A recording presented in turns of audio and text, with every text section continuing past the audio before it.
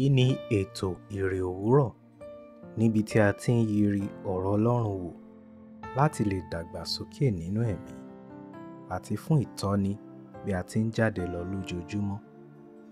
Ìwé Bíbélì Àjùmọ tí a tẹ̀ jáde láti ọwọ́ àjọ ìwé mímọ́ Scripture Union Nigeria ni à ń lò.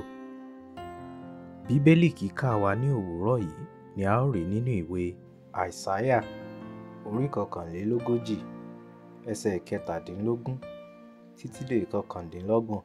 Ó kà báyìí: àwọn tálákà àti aláìní wá omi, ṣùgbọ́n kò sí. Ahọ́n wọn gbẹ fún òǹgbẹ, ṣùgbọ́n èmi Olúwa yóò dá wọn lóhùn. Èmi Ọlọ́run Ísírẹ́lì kì yóò kọ̀ wọ́n sílẹ̀. Èmi yóò mú kí odò kí ó ṣàn ní ibi gíga àti orísun omi ní àárín àfonífojì.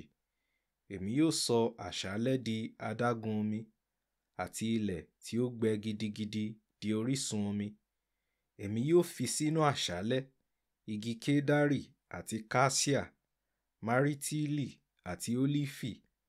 Èmi yóò gbin júnífà sí inú aginjù, igi fíìrì àti sípírẹ́sì papọ̀, tó bẹ́ẹ̀ tí àwọn ènìyàn yóò fi rí i, tí wọn yóò sì fi mọ̀, kí wọ́n ṣàkíyèsí kí ó sì yé wọn pé ọwọ́ Olúwa ni ó ti ṣe èyí, àti pé ẹni mímọ́ Ísírẹ́lì ni ó ti dá èyí.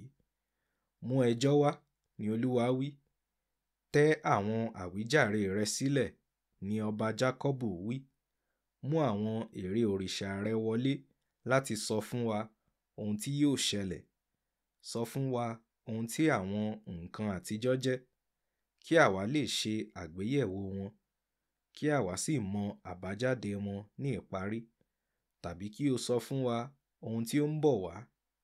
Ẹ sọ fún wa ohun tí ọjọ́ iwájú mú dání, kí àwa kí ó lè mọ̀ pé Ọlọ́run ni yín. Ẹ ṣe nǹkan kan, ìbá ṣe rere tàbí búburú, tó bẹ́ẹ̀ tí àyà yóò fi fò wá, tí ẹ̀rù yóò sì fi kún inú wa. Ṣùgbọ́n ẹ̀yin kò já sí nǹkan kan. Iṣẹ́ yín ni kò sì wúlò fún ohunkóhun. Ẹni tí ó yàn yín jẹ ẹni ìríra. Èmi ti ru ẹnìkan sókè láti àríwá, òun sì ń bọ̀, ẹnìkan láti ìlà oòrùn tí ó pe orúkọ mi. Òun gun àwọn aláṣẹ mọ́lẹ̀ bí ẹni pé odò ni wọ́n, àfi bí ẹni pé amọ̀kòkò ni tí ń gun amọ̀. Ta ni ó sọ èyí láti ìbẹ̀rẹ̀ pẹ̀pẹ̀ tí àwa kò bá fi mọ̀, tàbí ṣáájú àkókò tí àwa kò bá fi wí pé òun sọ òtítọ́? Ẹnikẹ́ni kò sọ nípa èyí, ẹnikẹ́ni kò sàsọtẹ́lẹ̀ rẹ̀, ẹnikẹ́ni kò gbọ́ ọ̀rọ̀ kan láti ọ̀dọ̀ rẹ̀. Èmi ni ẹni àkọ́kọ́ tí ó sọ fún Síónì pé, wò ó, àwọn nìyí.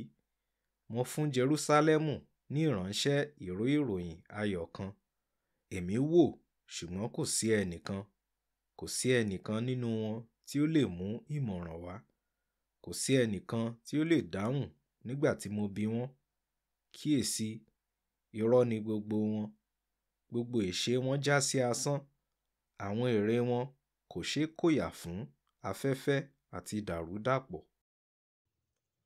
Ọlọ́run tayọ ní ìmọ̀ àti agbára. Àyọkà yìí ń tẹ̀síwájú láti sọ pé Ọlọ́run Ísírẹ́lì kì yóò kọ̀ àwọn tirẹ̀ sílẹ̀. Ẹsẹ̀ 17 títí dé 19. Yóò ràn wọ́n lọ́wọ́. Kí ni ìdí tí Ọlọ́run fi ń ṣe èyí?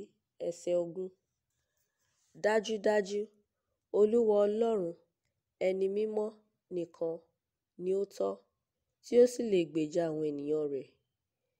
Ìpèníjà ń tẹ̀síwájú láti fi ọgbọ́n, ìmọ̀ àti agbára wọn hàn. Ẹsẹ̀ 21, 24 àti 26. Ọlọ́run tayọ ní ìmọ̀ àti agbára. Ọlọ́run sọ fún àwọn orílẹ̀-èdè pé asán àti ìríra ni wọ́n. Ẹsẹ̀ 24. Kíyèsí, asán ni gbogbo wọn, asán ni iṣẹ́ wọn. Ẹsẹ̀ 29. Ọlọ́gbọ́n náà ha dà? Onímọ̀ náà ha dà? Alágbára náà ha dà? Kò sí. Ọlọ́run nìkan ni ọlọ́gbọ́n àti alágbára jùlọ. Bí ẹnikẹ́ni yóò bá ṣògo, kí ó má ṣe pé òun mọ Olúwa. Jeremáyà orí 9 ẹsẹ̀ 13 títí dé 14. Pé ó mọ Jésù, ẹni tí ó ní gbogbo ọgbọ́n àti agbára. Kọ́ríńtì kínní orí 1 ẹsẹ̀ 30. Mátíù orí 28 ẹsẹ̀ 18. Àdúrà. Baba ayérayé, fi agbára rẹ hàn ní gbogbo ọ̀nà mi fún ẹ̀rí pé tìrẹ ni mí. Àmín.